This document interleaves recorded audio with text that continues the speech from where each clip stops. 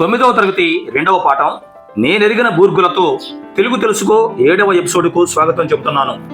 ముందుగా 6వ ఎపిసోడ్లోని 6వ ప్రశ్నకు జవాబు తెలుసుకుందాం. సంస్కృతం నుండి పుట్టిన శబ్దాలను తద్భవాలని, సంస్కృతంతో సమానమైన శబ్దాలను తత్సమాలని అంటారు. కనుక ఏ తత్సమ సరైన సమాధానం. ఇప్పుడు నేనెరిగిన బూర్గుల పాఠంలోని 10 ప్రశ్నలు వాటికి జవాబులతో ఈ ఎపిసోడ్లోకి ప్రవేశిద్దాం. 9వ తరగతి 2వ పాఠ్యాంశమైన నేనెరిగిన బూర్గుల నుండి నేను అడుగుతున్న మొదటి ప్రశ్న, ప్రముఖులు మరణించిన రోజును ఎలా పిలుస్తున్నారు? మరొకసారి, ప్రముఖులు మరణించిన రోజును ఎలా పిలుస్తున్నారు? ఏ వార్షికం, బి శకం, సి జయంతి, డి వర్ధంతి. మీ సమయం ఇప్పుడు మొదలైంది.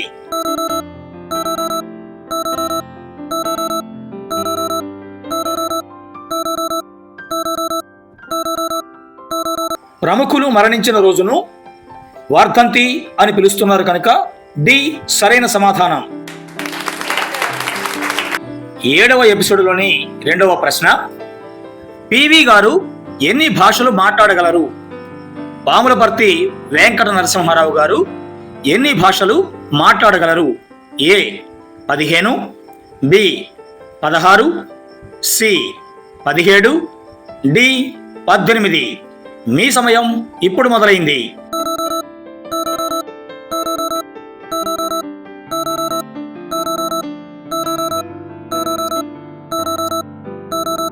పివి నరసింహారావు గారు 17 భాషలలో అనర్గళంగా మాట్లాడగలరు. పాండిత్యం కూడా ఉన్నది కనుక సి సరైన సమాధానం.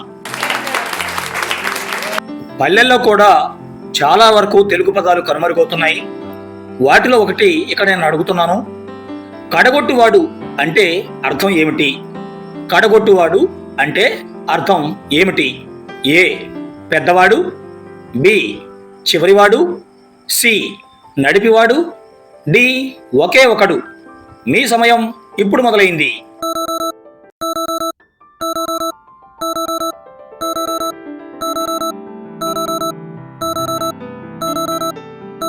కడగొట్టువాడు అంటే చివరివాడు సరైన అర్థం కనుక బి సరైన సమాధానం. నేను అడుగుతున్న 4వ ప్రశ్న, బూర్గుల వారు ప్రతి సమావేశానికి ఎలా వచ్చేవారు? బూర్గుల రామకృష్ణారావు గారు వారు పాల్గొనే ప్రతి సమావేశానికి ఎలా వచ్చేవారు? ఏ ఆలస్యంగా, బి అందరికంటే ముందుగా, సి సమయానికి, డి అయిష్టంగా. మీ సమయం ఇప్పుడు మొదలైంది.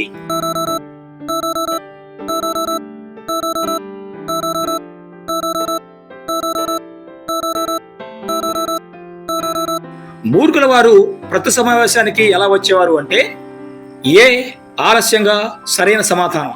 కానీ బూర్గుల వారు సమావేశానికి ఆలస్యంగా రావడానికి అనేక కారణాలు ఉన్నాయి కనుక ఇది వారి మహోన్నత వ్యక్తిత్వానికి ఏమాత్రం భంగం కలిగించదు. 7వ ఎపిసోడ్లోని నా 5వ ప్రశ్న, బూర్గుల వారు ఈ క్రింది పదవి నిర్వహించారు. మరొకసారి, బూర్గుల రామకృష్ణారావు గారు ఈ క్రింది పదవి నిర్వహించారు. ఏ మంత్రి, బి ముఖ్యమంత్రి, సి గవర్నరు, డి అన్ని. మీ సమయం ఇప్పుడు మొదలైంది.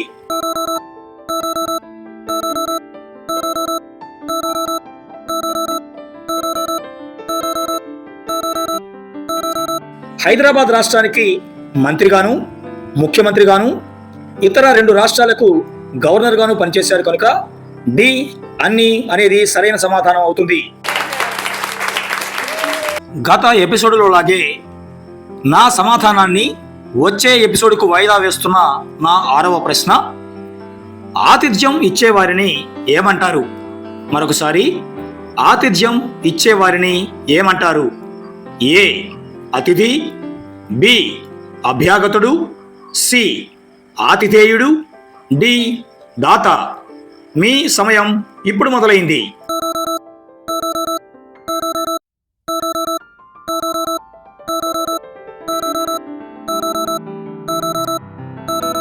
ఈ ప్రశ్నకు సమాధానాన్ని తరువాత ఎపిసోడ్లో చూద్దాం.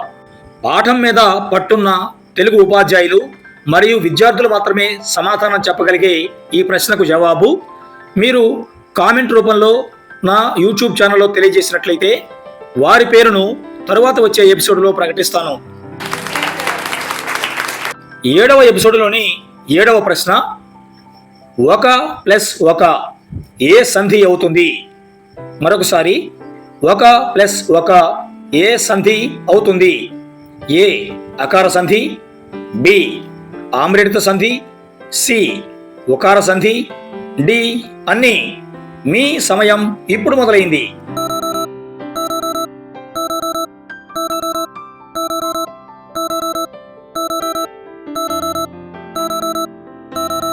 ఒక ప్లస్ ఒక ఆమ్రేడిత సంధి అవుతుంది అంటే బి సరైన సమాధానం. నేనెరిగిన బూర్గుల పాఠంలోని 8వ ప్రశ్న, పివి నరసింహారావు గారి రాజకీయ గురువు ఎవరు? పాములపర్తి వెంకట నరసింహారావు గారి రాజకీయ గురువు ఎవరు? ఏ Gandhiji, B Ramakrishna Rao, C Rangarao, D Ramananda తీర్థ. మీ సమయం ఇప్పుడు మొదలైంది.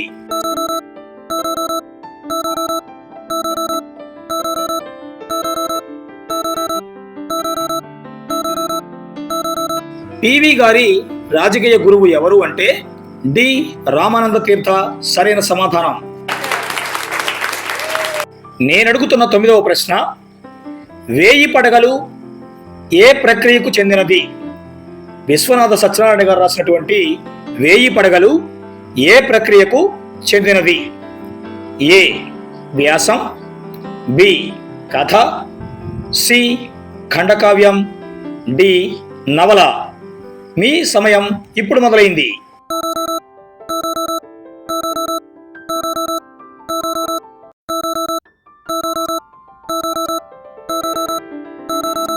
ఏ ప్రక్రియకు చెందినది అంటే డి నవల ప్రక్రియకు చెందినది అనేది సరైన సమాధానం. 7వ ఎపిసోడ్లోని ఆఖరు ప్రశ్న అంటే నేను అడుగుతున్న 10వ ప్రశ్న, తెలుగులో కాకతీయ పత్రికను నడిపింది ఎవరు? తెలుగు భాషలో కాకతీయ అనే పత్రికను నడిపింది ఎవరు? ఏ Suravaram Pratap Reddy, B Burgula Ramakrishna Rao, C PV Narasimha Rao, D Viswanatha Satyanarayana. మీ సమయం ఇప్పుడు మొదలైంది.